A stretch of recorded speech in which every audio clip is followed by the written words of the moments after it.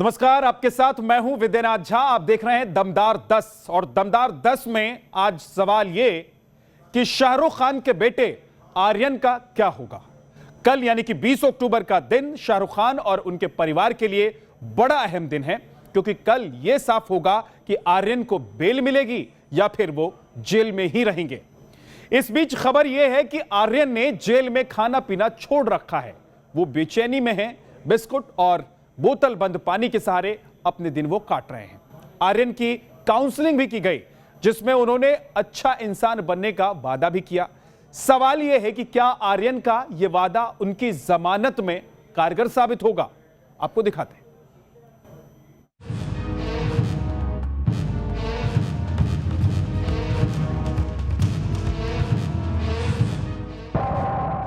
बंदी number N956 Mumbai की Arthur road jail में फिलहाल शाहरुख खान के बेटे आर्यन खान की यही पहचान है। इसमें कोई शक नहीं कि राजकुमारों की तरह जीने वाला आर्यन खान इस वक्त अपनी जिंदगी के सबसे बुरे दौर से गुजर रहा है। जेल में दूसरे कैदियों के साथ सेल शेयर कर रहा है। आर्यन सोना चाहता है मगर सो नहीं पाता। उसे भूख लगती है मगर वो खाना नहीं खा पाता। सलाखों के पीछे आर्यन खान के दिन दहशत में कट रहे हैं और रात बेचैनी में। मन में बस एक ही बात है, जेल से आजादी कब मिलेगी, 20 अक्टूबर को क्या होगा। कल यानी 20 अक्टूबर को आर्यन की जमानत पर फैसला सुनाया जाना है। ऑर्थर रोड जेल में बंद आर्यन खान के साथ ही उनके परिवार को भी जमानत का बेसब्री से इंतजार है। पिछले 12 दिनों से मुंबई के आर्थर रोड जेल में कैद आर्यन खान के लिए आज की रात बेहद लंबी साबित हो सकती है, क्योंकि पूरे देश की तरह आर्यन खान को भी इंतजार है बुधवार को आने वाले मुंबई सेशंस कोर्ट के उस फैसले का। अब देखना यह होगा कि मुंबई की सेशंस कोर्ट से आर्यन खान को जमानत मिलती है या फिर आर्यन को अभी कुछ दिन और आर्थर रोड जेल में ही रहना पड़ता है। आर्यन खान बीते 12 दिनों से मुंबई की उस ऑर्थर रोड जेल में कैद है, जहां बड़े बड़े गैंगस्टर और कुख्यात बदमाशों को भी रखा गया है। तमाम मीडिया रिपोर्ट्स के हवाले से बताया जा रहा है कि इस स्टार किड को ऑर्थर रोड जेल का खाना भी नहीं भा रहा। आर्यन खान जेल में बिस्किट और बोतल बंद पानी के सहारे जैसे तैसे अपने दिन काट रहे हैं। जेल में आर्यन खान ने रोटी छोड़ रखी है तो शाहरुख के घर मन्नत में गौरी खान ने बेटे के वापस आने तक मीठा छोड़ने का व्रत ले रखा है। इस बीच आर्यन खान ने ये माना कि उनसे गलती हुई है। इतना ही नहीं, आर्यन ने एनसीबी को ये भरोसा भी दिलाया कि अब वो एक अच्छा नागरिक बनेंगे और देश की सेवा करेंगे। आर्यन खान ने ये तब कहा जब एनसीबी की रिमांड में दूसरे कैदियों की तरह उनकी भी काउंसलिंग कराई गई। आर्यन खान की इस काउंसलिंग के दौरान उनका सामना एक मुस्लिम धर्मगुरु से कराया गया। आर्यन को पढ़ने के लिए कुरान दी गई। धर्मगुरु ने आर्यन को समझाया कैसे ड्रग्स युवा पीढ़ी को बर्बादी के मुहाने पर ले जा रहा है। मुंबई के आर्थर रोड जेल में कैद आर्यन खान 2 अक्टूबर से लेकर 7 अक्टूबर तक एनसीबी की कस्टडी में थे। इस कस्टडी के दौरान एनसीबी के अधिकारियों ने आर्यन खान समेत क्रूज ड्रग्स पार्टी मामले में जो भी आरोपी गिरफ्तार हुए थे उन सभी का काउंसलिंग करवाया। इस वक्त हम एनसीबी के दफ्तर के बाहर मौजूद हैं। आपको बताते हैं कि इस काउंसलिंग के दौरान जो भी आरोपी गिरफ्तार किए गए थे उन्हें उनका धर्म ग्रंथ दिया गया ताकि वो पढ़े उन धर्म ग्रंथों को। आपको बता दें कि आर्यन खान को कुरान दिया गया था पढ़ने के लिए। इसके अलावा इस काउंसलिंग के लिए मुस्लिम धर्म गुरु को भी बुलाया गया था। बताया जा रहा है कि एक एनजीओ की मदद से आर्यन खान और उनके साथ गिरफ्तार सभी आरोपियों को सुधारने के मकसद से ये काउंसलिंग कराई गई। यहाँ ये भी जानना जरूरी है कि एनसीबी की टीम जब भी ड्रग्स के मामले में किसी आरोपी को गिरफ्तार करती है तो धार्मिक गुरुओं की मदद से आरोपियों की काउंसलिंग की जाती है। इस दौरान आरोपियों को उनका धर्म ग्रंथ भी पढ़ने के लिए दिया जाता है। इस बात की पुष्टि एनसीबी के जोनल डायरेक्टर समीर वानखेड़े ने भी की है। Counselling is for all the accused जो हमारे पास में आते हैं। उसमें से जो हम लोग ने इस्कॉन टेम्पल को भी कांटेक्ट करने की कोशिश की, कुछ लोग जो उनके साथ जुड़े हुए हैं और उसके अलावा भी बाकी के भी जो कुछ अदर रिलीजन से आते हैं तो उनके भी धर्म गुरुओं के साथ हम लोग जुड़े हुए हैं। तो उनको स्पिरिचुअलिज्म की तरफ से भी और रिहैबिलिटेशन की तरफ से भी हम लोग काउंसलिंग करते हैं। That is number 1। देन कोई अगर आरोपी है जिसे कोई रिलीजियस बुक्स पढ़ना है तो वो भी हम प्रोवाइड कराते हैं सब धर्मों का। उसके बाद में लास्टली हम लोग खुद भी उनको नेशनल सर्विस की तरफ उनको भी मोटिवेट करते हैं कि उनका क्योंकि ये जो गंदी आदत होती है ड्रग्स की, तो how to reform them and rehabilitate them and coming in the mainstream. खबर है कि इसी काउंसलिंग के बाद आर्यन ने एनसीबी अधिकारियों और मुस्लिम धर्मगुरु के सामने पश्चाताप करने की बात कही। उन्होंने भविष्य में ड्रग्स से दूर रहने की बात कही और आगे चलकर गरीबों और पिछड़ों की मदद का वादा भी किया। आर्यन खान ने काउंसलिंग के दौरान समीर वानखेड़े से अच्छा इंसान बनने का जो वादा किया वो उनकी जमानत में काफी मददगार साबित हो सकता है, मगर कैसे ये आपको बताएंगे। उससे पहले ये जान लीजिए कि आर्थर रोड जेल में कैसे कट रहे हैं आर्यन खान के दिन। आर्यन खान ने जेल के अंदर का खाना खाना बंद कर दिया है। जेल में ना वो रोटी खाते हैं ना ही किसी से बात करते हैं। जब उनसे पूछा जाता है कि वो खाना क्यों नहीं खा रहे हैं तो वो बताते हैं कि उनका मन नहीं है। हाल ही में एक कैदी जो कि इसी जेल में धोखाधड़ी के आरोप में कैद था वो बाहर आया। उसने बताया कि वो आर्यन खान के साथ उसी सेल में था। इस कैदी ने आर्यन खान को लेकर कई खुलासे किए। इस कैदी ने बताया कि आर्यन खान एकदम चुपचाप जेल में एक कोने में बैठे रहते हैं। वो किसी से बात नहीं करते और ना ही वो जेल के अंदर जो खाना मिलता है वो खाना खा रहे हैं।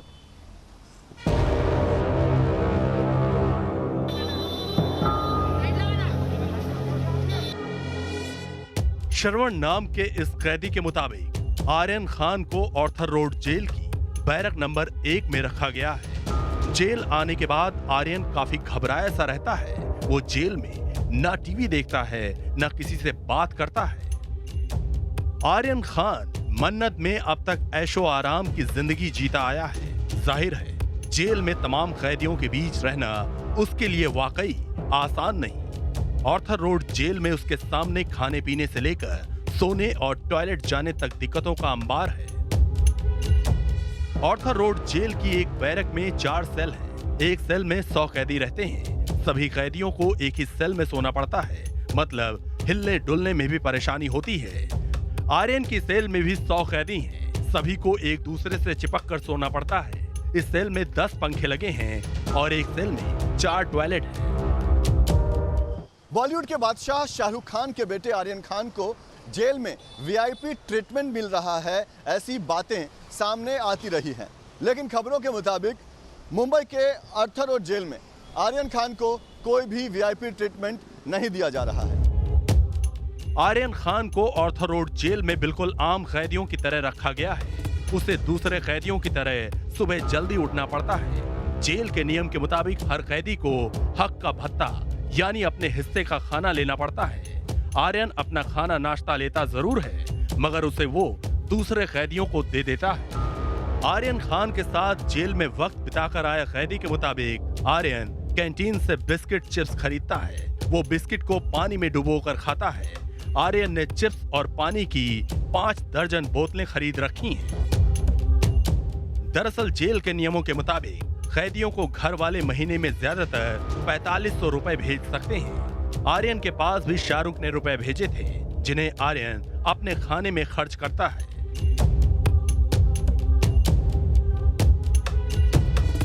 कुल मिलाकर कहें तो जेल में आर्यन का एक एक पल एक एक युग की तरह गुजर रहा है। उधर शाहरुख के घर मन्नत पर भी सन्नाटा पसरा है। किंग खान खुद ना तो शूटिंग पर जा रहे हैं और ना ही किसी से मिलजुल रहे हैं।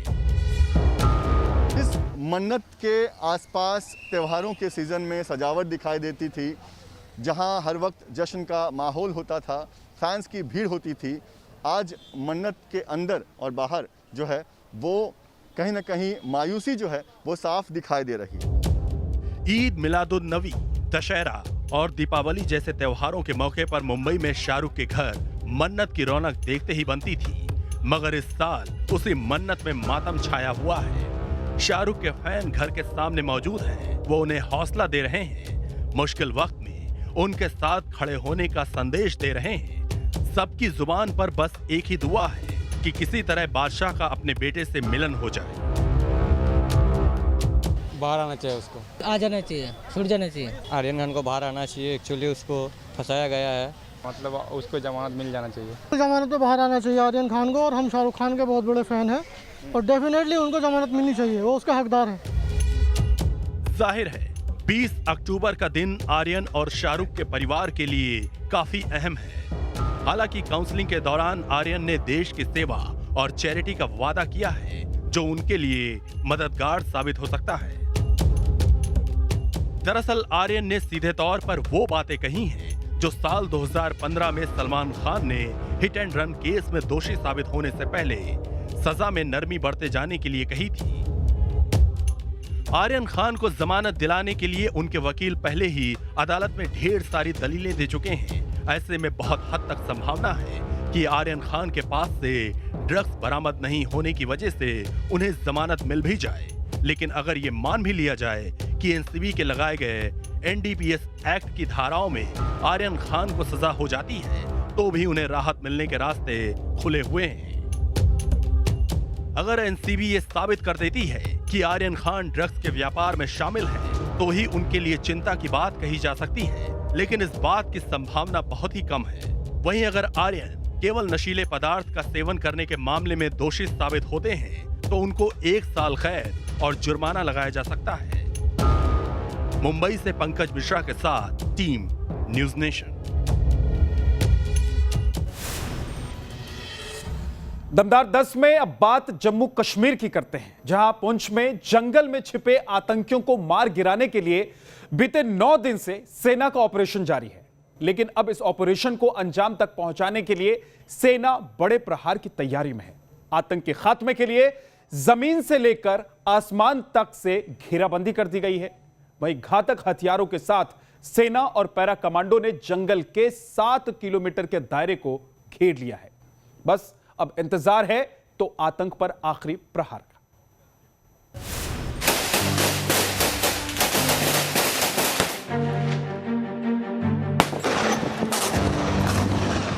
पहले आईईडी से उड़ाए गए आतंकी ठिकाने, फिर ड्रोन से किए गए ग्रेनेड अटैक और अब पुंछ के जंगलों में छिपे आतंकियों पर सबसे बड़े प्रहार की तैयारी।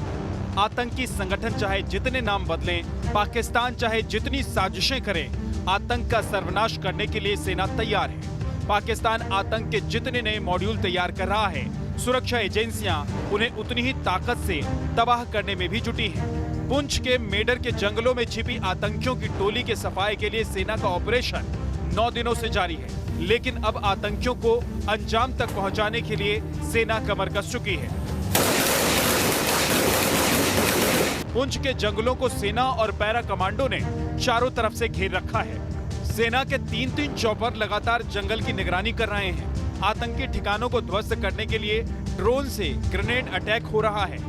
एलओसी से लेकर दिल्ली तक सरकार एक्शन में है। जम्मू कश्मीर पहुंचे आर्मी चीफ जनरल नरवणे खुद मिशन ऑल आउट को मॉनिटर कर रहे हैं। केंद्रीय गृह मंत्री अमित शाह पूरे मामले पर निगाह बनाए हुए हैं और अब दम तोड़ते आतंक की आखिरी चाल पर सबसे बड़े प्रहार का एक्शन प्लान तैयार हो चुका है।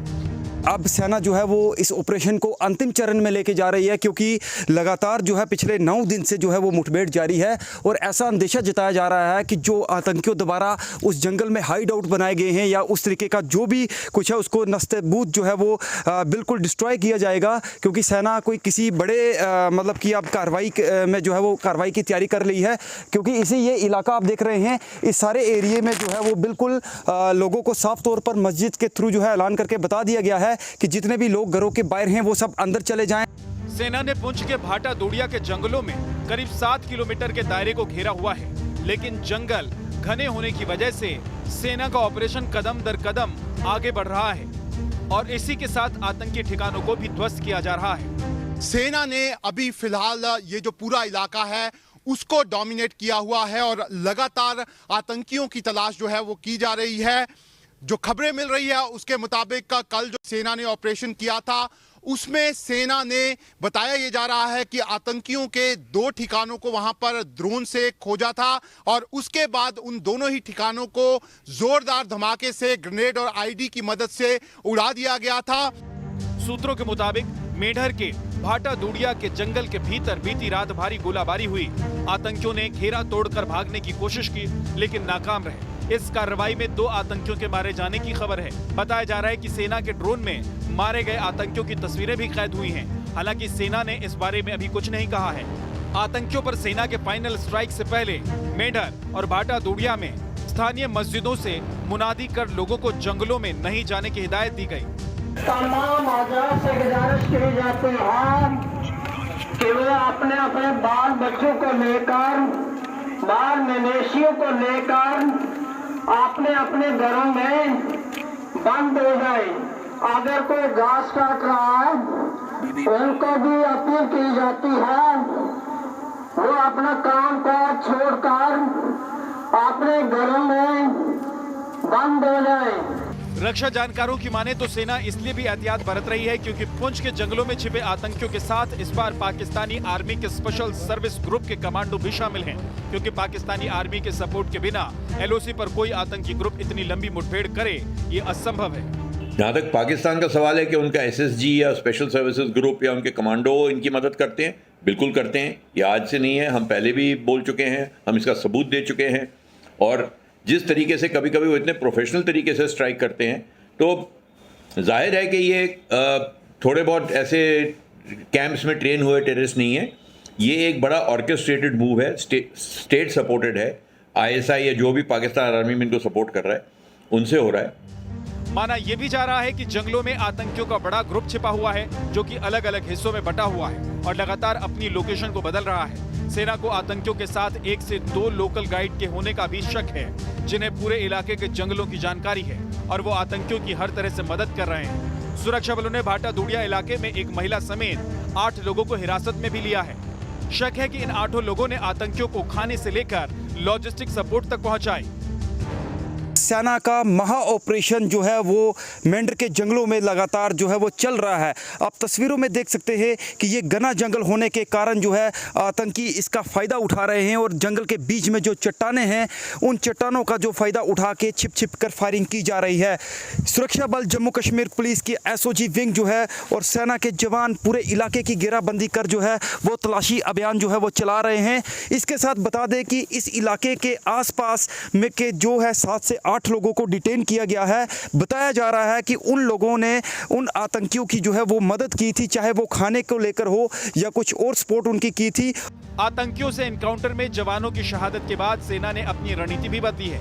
आतंकियों के शिकार के लिए सेना की ये नई रणनीति है, इंतजार करो और मौका मिलते ही मारो। मतलब आतंकियों को गांव तक आने दें, फिर टारगेट करें। आतंकियों को आमने सामने से एंगेज कर कैजुअल्टी से बचे, दहशतगर्दों को थकाएं, फिर उनका सफाया करें। आतंक के एनकाउंटर में सेना को इस रणनीति से कामयाबी भी मिली। राजौरी के जंगलों में सेना ने लश्कर-ए-तैयबा के 6 आतंकवादियों को मार गिराया। वहां अब भी 3 से 4 आतंकियों के छिपे होने की आशंका है। उनकी तलाश अभी भी जारी है। इन दिनों उत्तराखंड कुदरत के कहर से परेशान है। फिर चाहे नदियां हो या फिर पहाड़, सैलाब का सितम ऐसा है कि संभलते नहीं संभल रहा है उत्तराखंड। सबसे पहले आपको तस्वीरें दिखाते हैं जो नैनीताल से सामने आई है, जहां पानी के बहाव में लोग फंसे हुए जिंदगी की जंग लड़ रहे हैं। ऐसे में जब कोई नहीं आया, सेना ने मोर्चा संभाला और मानव चिन्ह बनाकर सैलाब में फंसे इन लोगों को बचाया गया। तस्वीरों में आप पानी के बहाव को देख सकते हैं, इसकी रफ्तार को महसूस कर सकते हैं, कितना तेज है ये बहाव।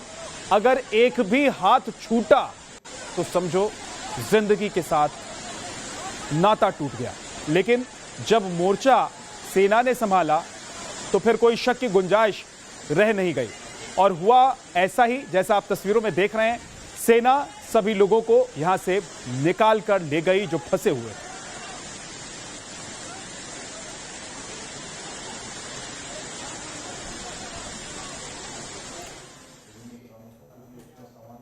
इस वक्त पूरा उत्तराखंड बारिश की तबाही झेल रहा है। ऐसी कोई जगह नहीं है जहां पानी की तबाही देखने को नहीं मिले।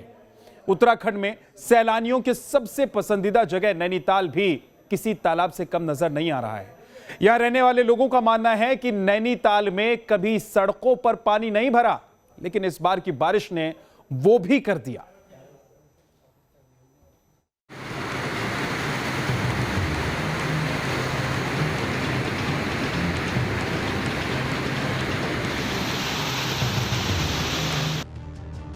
पहाड़ों पर बारिश का प्रहार।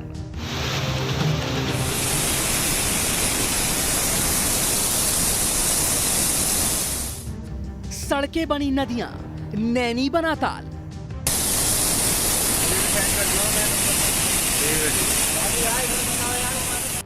इंसान तो इंसान, बेजुबान भी परेशान। इस वक्त उत्तराखंड में जहां भी नजर जाएगी वहां सिर्फ और सिर्फ तबाही ही तबाही दिखाई देगी। इंसान हो या फिर बेजुबान, हर कोई आसमानी आफत के कहर को झेल रहा है। तस्वीरों को देखकर ये कहना गलत नहीं होगा कि देवभूमि से शायद देव नाराज हो गए हैं।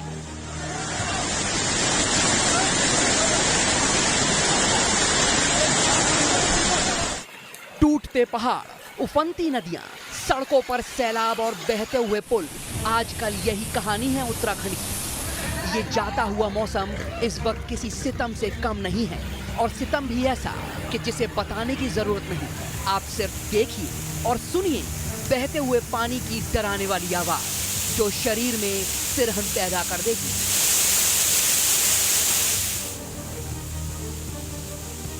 अब आप ये तस्वीर देखिए, जिन्हें देखने के बाद आप खुद ये सोचने पर मजबूर हो जाएंगे कि ये किसी मैदानी इलाके के हालात हैं। लेकिन हम आपको ये बता दें कि ये तस्वीर नैनीताल की है। चौंकिए मत, जी हाँ, ये नैनीताल ही है, जहाँ नैनी लेक उफान पर है और पानी सड़कों पर आ गया है। पानी का बहाव और उसकी आवाज ये समझाने के लिए काफी है कि हालात कितने खतरनाक हैं। ये तस्वीर आसमानी कहर को दिखाती है, जिसमें 3 शख्स कुदरत के कहर से बचने की कोशिश कर रही हैं। देखिए कैसे एक रस्सी से 2 लोगों को सड़क पर बहते सैलाब से बचाने की जिद्दोजहद जारी है। ये पानी सब कुछ अपने साथ ले जाने को आमादा है। यहाँ आए सैलानी भी कुदरत के इस रौद्र रूप को देखकर हैरान और परेशान हैं। बारिश ने इन्हें कहीं का नहीं छोड़ा है। ना घर जा सकते हैं, ना होटल जाने की कोई व्यवस्था है। बहुत ज़्यादा बढ़ गया यहाँ पे, और गाड़ी वाड़ी रोक दी गई, अलर्ट जारी कर दिया गया। और घर भी नहीं जा सकते, होटल में भी नहीं रुक सकते यहाँ पे, क्योंकि प्राइस उनका वही है। वो कह रही थी हमको कोई मतलब नहीं है, तो अब देखेंगे कहाँ कहीं ढूंढ रहे कुछ। एक और तस्वीर देखिए, ये भी नैनीताल की है, जहाँ सड़कें तालाब, स्कूटी और बाइक किसी डूबी हुई नाव सी दिखाई दे रही हैं। जहाँ भी नजर जाएगी आपको सिर्फ बर्बादी का पानी दिखाई देगा, जो ये बता रहा है कि कुदरत जब गुस्सा होती है तो हालात कितने ज्यादा खराब हो जाते हैं।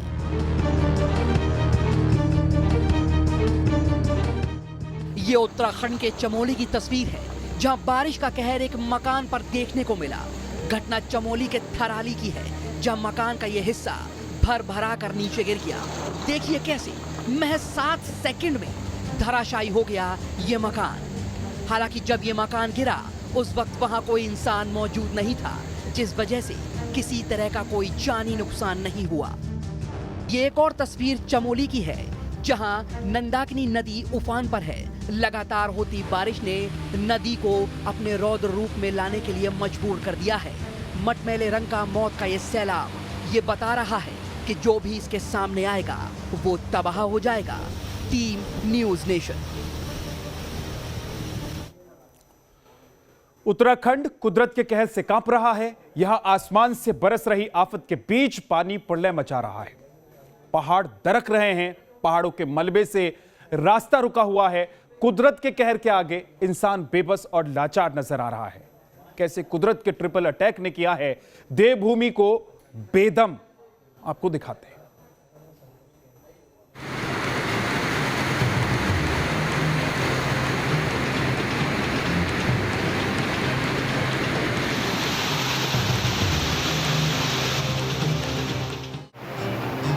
कहीं ब्रिज तबाह हो रहे हैं, कहीं कारें तिनके की तरह बह रही हैं, कहीं नदियां तबाही का अलर्ट दे रही हैं। उत्तराखंड में सैलाब से हाहाकार मचा है। पानी प्रलय मचाने के लिए बेताब नजर आ रहा है। भारी बारिश के बाद उत्तराखंड के कई जिलों में बाढ़ ने बर्बादी मचाई हुई है। आसमान से आफत की बारिश ने लोगों पर जमकर कहर ढाया है। जल तांडव के बीच जिंदगी करहा रही है।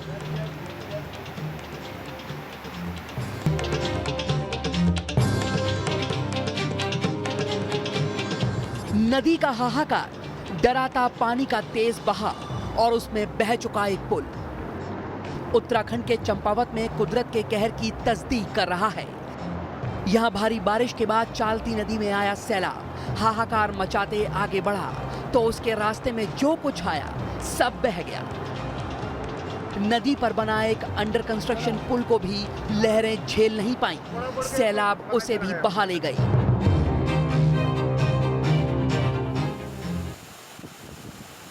हल्द्वानी में गोला नदी का बढ़ता जलस्तर खतरे का अलर्ट दे रहा है।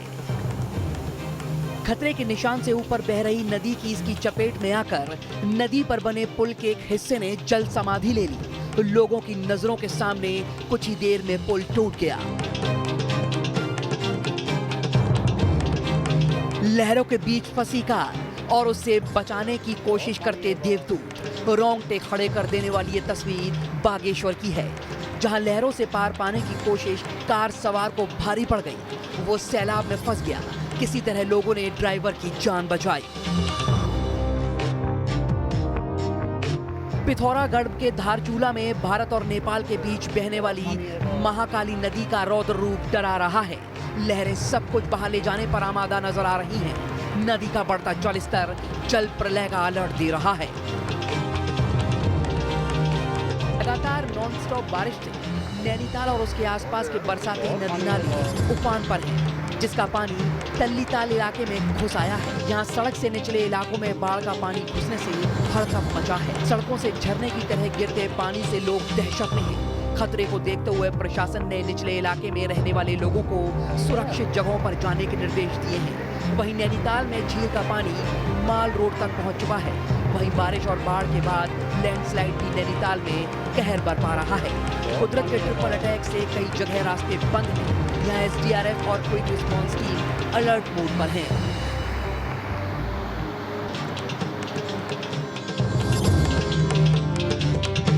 चमोली में बारिश की वजह से नदी नाले उफान पर हैं। यहाँ चमोली बद्रीनाथ मार्ग पर उफनते नाले में एक कार फंस गई। जेसीबी की मदद से BRO ने कार सवार सभी लोगों को निकाल लिया। चमोली में पहाड़ दरकने की घटनाएं भी सामने आ रही हैं। सड़क पर गिरे बड़े बड़े बोल्डर्स ने आवाजाही ठप कर दी है। ऊधम सिंह नगर में भी भारी बारिश की वजह से कल्याणी नदी उफान पर है। नदी का पानी अपनी सरहद लांघकर रिहायशी इलाकों में घुस चुका है, जिससे निचले इलाकों में रह रहे लोगों पर खतरा मंडराने लगा है। हालात को देखते हुए पुलिस प्रशासन ने लोगों को सुरक्षित जगहों पर पहुंचाया है। Team news nation. वक्त एक छोटे से ब्रेक का है, फौरन लौटेंगे।